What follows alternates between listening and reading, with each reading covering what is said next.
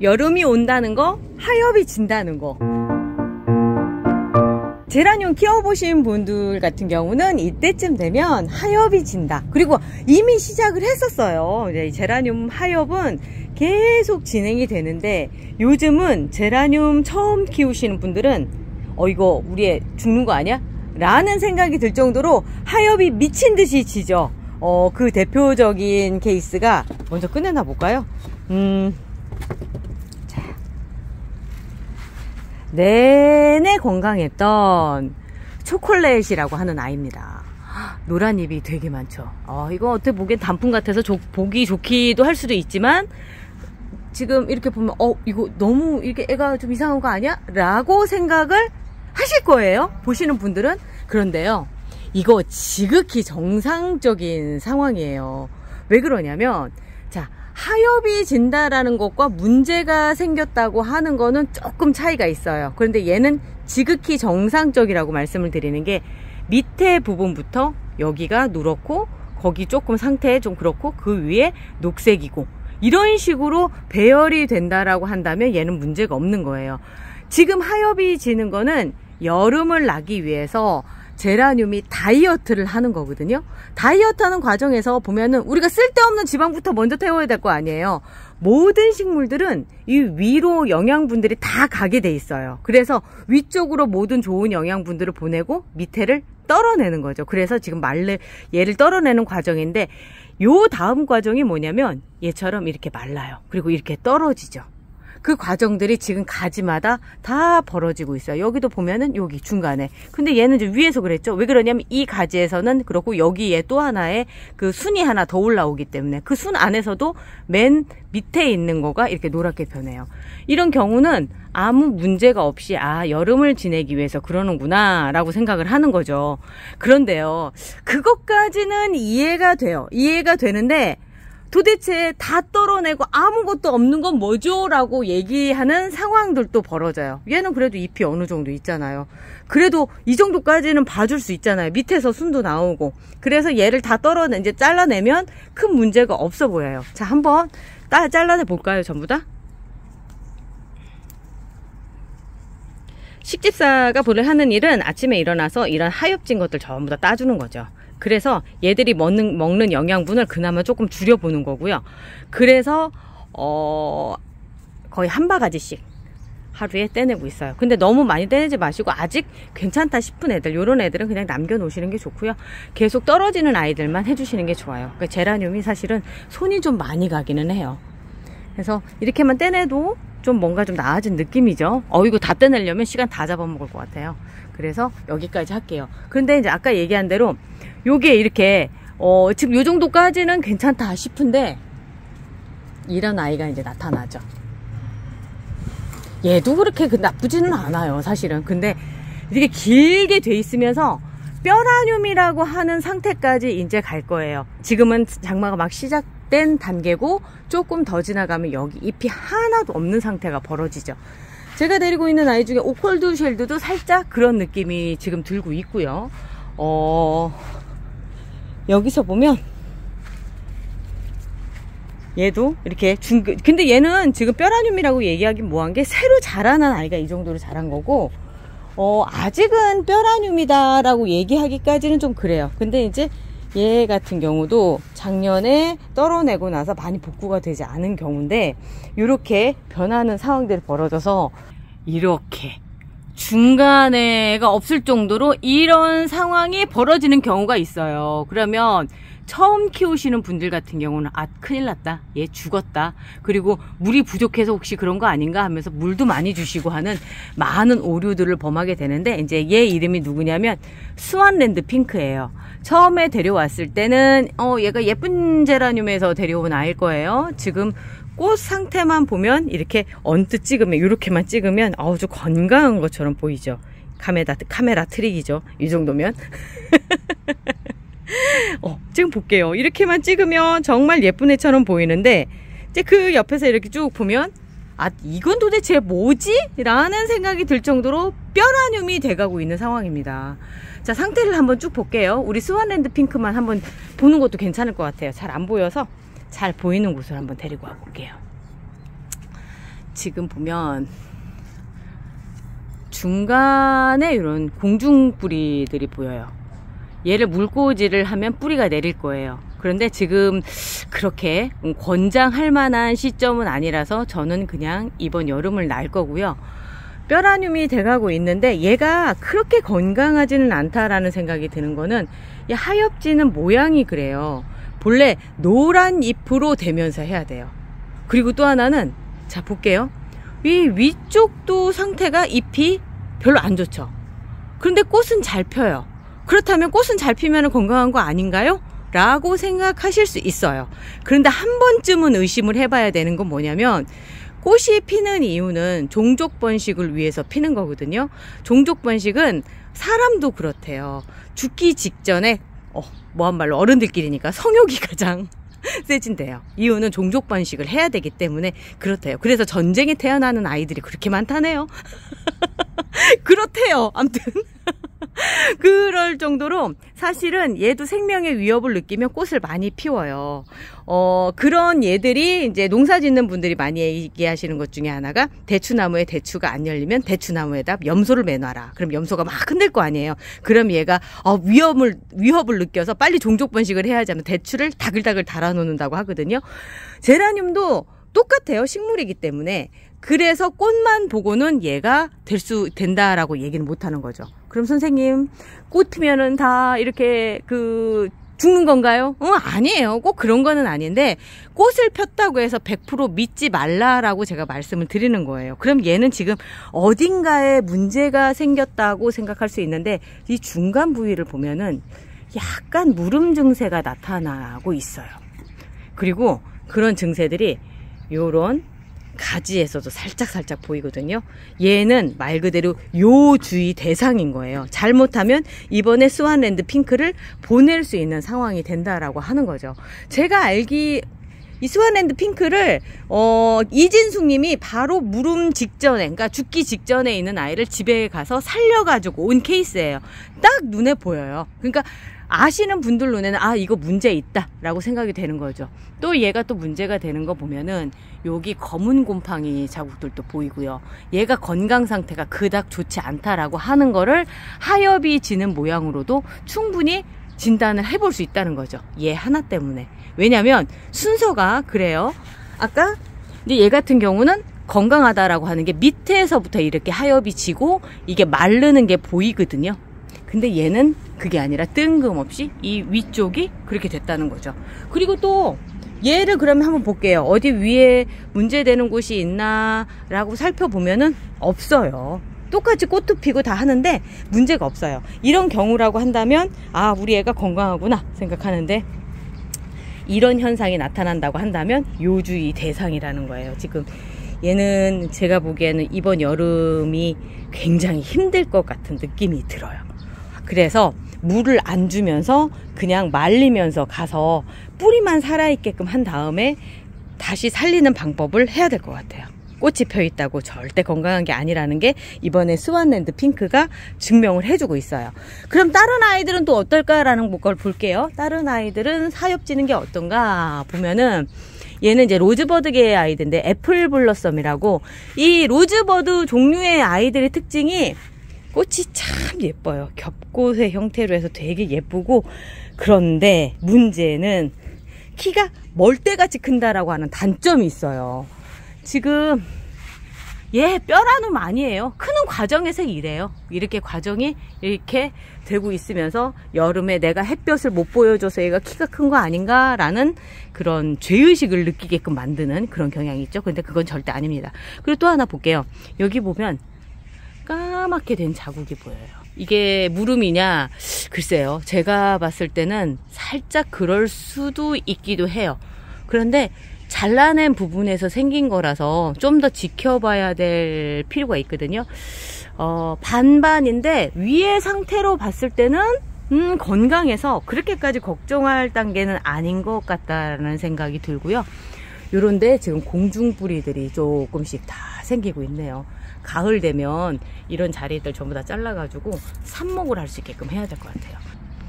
이 밑에도 많이 공중뿌리가 생겨요. 근데 이 공중뿌리 현상이 그닥 좋은 거는 아닌 게 얘가 뿌리에서 만들어진 영양분과 물로만으로 살아가기 힘들어서 중간에 뿌리를 만드는 작업이 이 공중뿌리거든요. 우리 입장에서는 어떤 번식을 할 수 있는 가장 좋은 기회를 만나기는 하지만 얘 입장에서는 그 방법이라도 써야지 번식을 할 수 있다라고 하는 거죠. 지금 잘라서 하는 거는 별로 그러니까 권해드리고 싶진 않아요. 이런 게 발견이 된다 하더라도 저 작년에 해서 성공을 하기는 했거든요. 그렇다고 해도 위험 부담료를 안고 가는 거라고 생각을 하셔야 되기 때문에 지금 하는 건 권해드리지는 않아요. 아무튼 로즈버드계 아이들 이 상태라고 한다면 크게 문제가 되지 않습니다. 그리고 또 제가 보여드리고 싶었던 게 뭐였느냐면 물을 줘야 될 때와 그렇지 않아야 될 때를 하는데 저는 이렇게 들어봐서 약간의 무게감이 느껴지면 화분이 다 말랐다 하더라도 요즘 같은 때는 물을 안 줘요. 화분 전에는 요 정도만 됐어도 이제 봄에는 물을 줬었거든요. 왜냐하면 화분이 다 마르면 이 안에는 아직 좀 물이 있다는 얘기예요. 그래도 얘가 한나절이면 다 빨아들일 거라서 그런데 요 상태 물이면 한 이틀 정도는 물을 안 줘도 돼요. 화분은 다 말랐지만 안 줘도 되는 상태가 지금 현재 상황이고요. 또 하나는 이런 경우예요.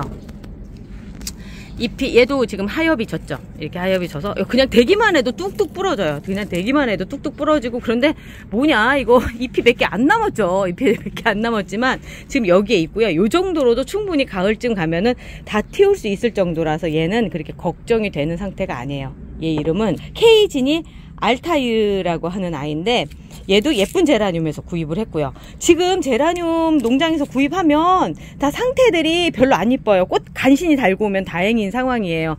지금 다 하엽지고 잠들 때라서 그런 거거든요. 마찬가지로 지금 얘 같은 경우 얘 미시즈 폴락 제가 삽목한 걸 거예요. 얘도 지금 이렇게 떨어내고 있고요. 여기 위에 이제 새순이 돋아 나오긴 했지만 그렇게 많이 크지는 않을 거예요. 왜냐면 제가 물을 줄일 거라서. 지금 보면 얘는 물이 아직 많이 들어있는 게 그냥 색깔로 봐도 벌써 물이 있는 게 보이죠. 이런 경우는 물을 주셔야 될 필요성이 없어요. 그런데 이제 어떤 경우냐면 이 경우하고 이 경우가 이제 대표적인 케이스예요. 어떤 경우냐면 얘도 잎이 휘었죠. 그리고 얘도 잎이 휘었어요. 둘 다 휘었기 때문에 물이 비었다라고 생각해서 물을 줄 수 있는 상황이에요. 그런데 다릅니다. 어떤 게 다르냐면 베란다에서 키우시는 분들 혹시 이런 경우 있지 않으세요? 이렇게 잎이 휘었어요. 그런데 만져보니까 잎은 힘이 있어요. 탱글탱글해요. 이거 뭐지?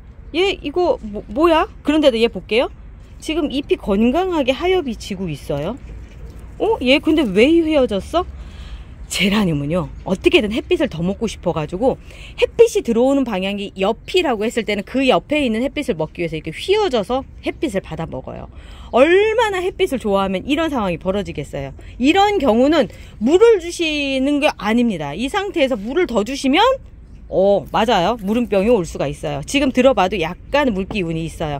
지금 겉은 말랐지만 안을 파보면 흙이 조금 촉촉한 느낌이 있거든요. 여기 색깔도 벌써 달라지죠. 이런 경우는 한 2-3일 있다가 주셔도 상관없어요. 요즘처럼 장마 기간에는 단지 이렇게 휘어진 거는 그냥 햇빛이 부족해서 햇빛을 조금 더 보려고 하는 건데요.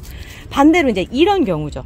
이제 얘는 들면은 확실히 물이 텅텅 비었던 게 보여요. 그걸 어떻게 아느냐면 처음에 얘를 봤을 때 이렇게 처진 거예요. 처졌는데 잡아보면 흐느르느해요. 흐느르느. 왜 그러냐면 얘는 진짜 물이 없어서 그런 거거든요. 얘는 물이 있어서 탱탱한 건데 얘는 흐느적. 그럼 이런 차이가 있어요. 얘 봐볼게요.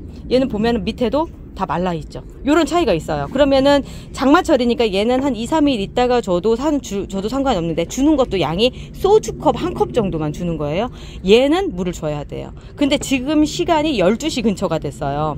12시 근처에 주시면 안 됩니다. 이런 경우를 하더라도 얘가 조금 더 참을 수 있어요. 저녁 때 선선해졌을 때 그때 소주컵 1컵 정도만 주셔야지만 돼요. 지금 주시면 오히려 얘 자고 있는데 넣었다가 멀쩡한 애 보낼 수도 있거든요. 그리고 여름에 무름으로 보내는 거 순식간에 한 방이에요. 그래서 초보이실수록 조금 마음의 여유를 갖고 시들었다 하더라도 물을 좀 늦게 주세요. 어느 정도는 다 처져도 물 주면 또 바짝 살아나요. 그거 생각하시고 너무 걱정하지 마세요.